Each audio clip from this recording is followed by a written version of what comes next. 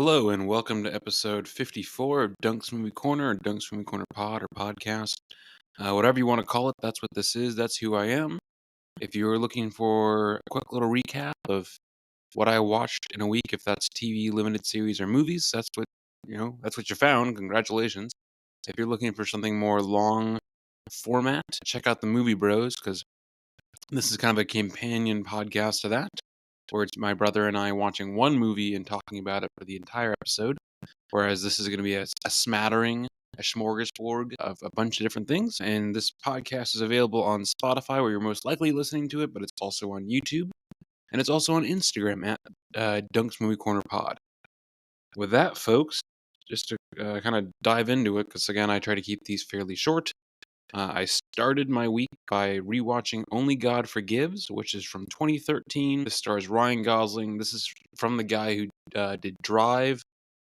Hayden and I just talked about this and just posted this on last week's episode of the Movie Bros, so we both really enjoy it. If you want a lot more of an actual conversation about it, again, check that out. If you're looking for cool neon vibes and sick music, and actually, like, now that I've come around to it, the story is actually pretty good. Yeah, check it out. It's on Tubi. I think you can also obviously rent it from Amazon. I would give that a very solid 4 out of 5 for me. And everything on this is rated out of 5 stars, including half stars, so really it's technically out of 10, but you know what I mean. From there, I went to an outside movie screening of Moonrise Kingdom over in Eastlake, Seattle, in a park. And what a way, what a way to watch the movie in the summer. It just feels very, like, perfect summer vibes. Had a little blanket, drinks, snacks, you and a bunch of other people in the park. And then there's the movie itself, which I haven't seen this, I feel like, in a bit, and I've forgotten that it's kind of a perfect movie. It looks like, according to Letterboxd, I haven't seen this in 2 years. It looks like, again, according to Letterboxd, because I try to log everything that I watch, it looks like I watch this every 2 years. Um, yeah, it's the music. It definitely feels like classic warmth of the Wes Anderson world that he creates. Because I'll talk about it in just a second, but I also watched one of his newer movies, which is a lot more sterile, a little more dark. He's going in a different direction.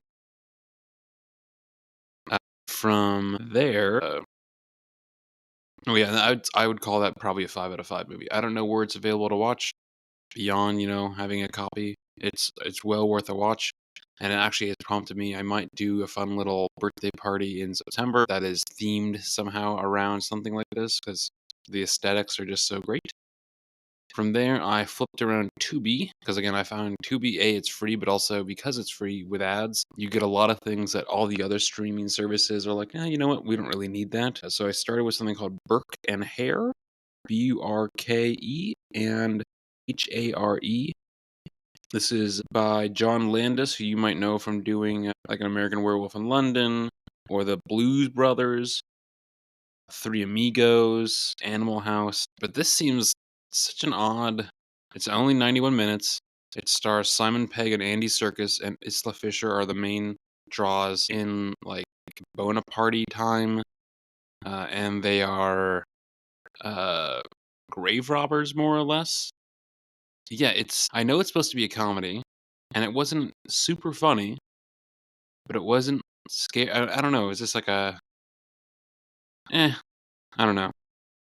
It was. I didn't find it to be very good. I would give it maybe like 2 stars, like technically a 4 out of 10 or 2 out of 5 or whatever. Um, yeah. From there, though, I jumped and found Dredd, which is Judge Dredd, the original one with Stallone in, like, I want to say the late 80s or early 90s or something like that. If you haven't seen that, that also is just an absolute ridiculous movie. Highly recommend for just like the fun of it. This is a remake. It stars Carl Urban as, like, the main draw. You might recognize Lena Headey. She's one of the main gals from, like, Game of Thrones or 300. This is much more, grounded in sort of realism. If you take it for what it is, this is honestly, like, super fun. It's just guy gets locked in a, like, apartment building as a cop in the future and is going level by level fucking shit up. It's very fun. I don't think it's going to win any acting awards, but that's okay. From there, I guess I finished my week because, again, some weeks I watch a lot, sometimes I don't. Sometimes I get busy. I've been diving and working and meeting new friends of friends and introducing people to other people. It's been an interesting week. Either way, I ended my week like as I referenced this earlier. I watched the Phoenician Scheme again because I actually watched it last week for the first time, and now that I sat with it for about a week or so, and my brother Hayden had not seen it yet, so I watched it with him this time around. And I enjoyed it very much.